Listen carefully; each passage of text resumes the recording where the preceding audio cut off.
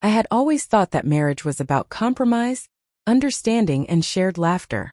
My wife, Lauren, and I had been together for 6 years, married for 3, and I believed, perhaps foolishly, that we were aligned in every major aspect of our lives.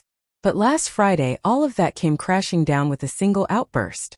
It happened while I was fixing dinner, the aroma of roasting chicken filling our small kitchen. Lauren stormed in, her phone in hand, eyes blazing with defiance. "I'm going to the party whether you like it or not," she snapped. For a moment I just stared. Her tone, her insistence, it wasn't the playful banter we used to have. It was a declaration, a challenge. A line had been crossed, and I knew it. Most men would have argued, begged, or pleaded. But I had learned over the years that showing agitation only fuels the other person's control. So I calmly placed the knife down and said, almost casually, "Even better, we'll have the house to ourselves." She froze, eyebrows shooting up in disbelief. "What do you mean by that?" she demanded, voice tight with irritation. I let a moment pass, letting her anger settle into the room. "I mean," I said slowly, measuring each word, "while you're out having your fun, I'll enjoy the quiet I've been craving. We both get exactly what we want." Lauren scoffed, a mixture of frustration and amusement dancing in her eyes. She probably thought she had caught me off guard, that I would be upset, that I would try to control her. But for the first time in months, I realized that control isn't about domination. It's about composure, patience, and timing. The problem, as it often does, wasn't the party itself. It was what it represented. A lack of respect, a blatant disregard for boundaries, and a growing distance between us. For months, Lauren had been brushing off my concerns, about intimacy, about attention, about the way she dismissed my needs. And I had tried everything. Gentle conversations, little surprises, late-night talks, even taking time off work to reconnect. Nothing had worked. Until now. I stepped back and looked at her, really looked. The woman I had fallen in love with seemed like a stranger. A vibrant, fiery stranger whose independence had turned into defiance. And in that moment I realized something crucial. This wasn't about the party. It was about respect. And I was done negotiating for it. After her outburst, I retreated to the living room, letting the silence fill the space between us.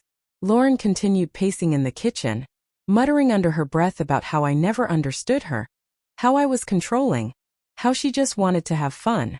I didn't respond. I knew that any reaction from me, anger, guilt, or pleading, would only feed her narrative.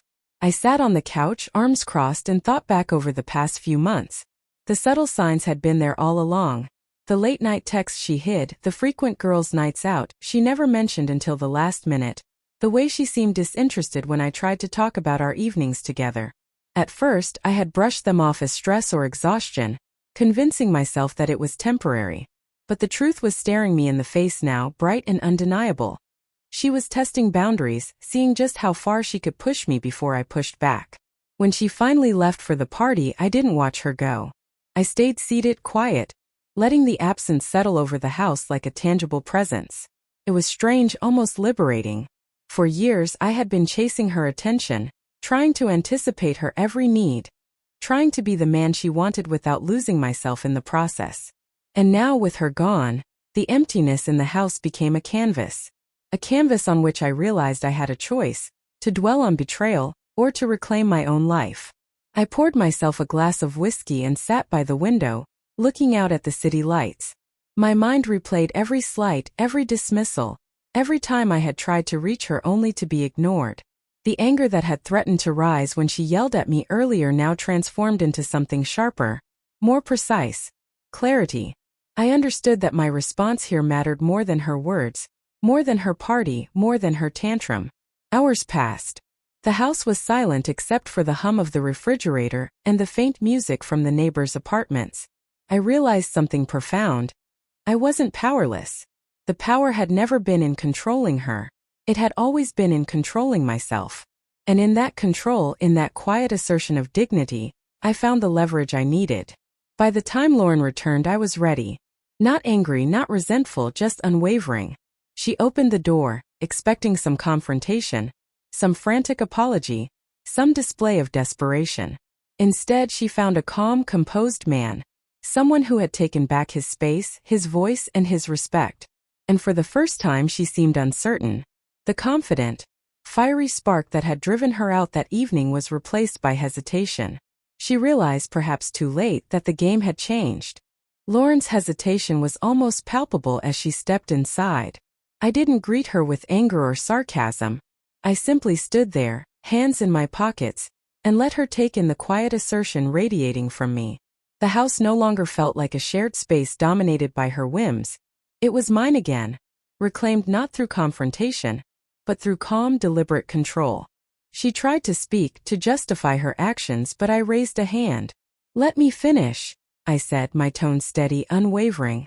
"I've listened to your outbursts, your demands, and your excuses. I've tried to be patient, I've tried to compromise, but there are lines you can't cross. Tonight was one of them." Her lips parted, eyes wide, and for the first time I saw something I hadn't seen in years: doubt. She realized that her usual tactics, shouting, manipulation, demanding her way, no longer worked. This wasn't the man who would chase, plead, or grovel. This was a man who understood his worth and wasn't afraid to enforce boundaries. I continued, "You can have your fun, your parties, your independence, but not at the expense of my respect or our marriage. If you want to rebuild this, it has to be on equal terms. Otherwise, we both know where this ends." She swallowed hard, the fire in her eyes dimming slightly. The tension that had once filled the room was replaced by a quiet acknowledgement. She had miscalculated. She had expected me to react emotionally, to beg her to stay or to fight for control. Instead, she found composure, self-respect, and unyielding boundaries. Over the next few days, the change in her demeanor was noticeable. No more sharp tones, no more last-minute parties, no more defiance. She approached me cautiously, realizing that respect, and my attention, was no longer guaranteed by default. The dynamic had shifted. I didn't punish her, I didn't gloat. I simply held the line, allowing her to understand that autonomy in a relationship comes with responsibility, and that reckless disregard for a partner's feelings carries consequences. By the end of the week, the house felt balanced again. The power had returned to me, not through anger or drama, but through presence, patience, and clarity. Lauren had learned, through subtle yet undeniable consequences, that boundaries were non-negotiable.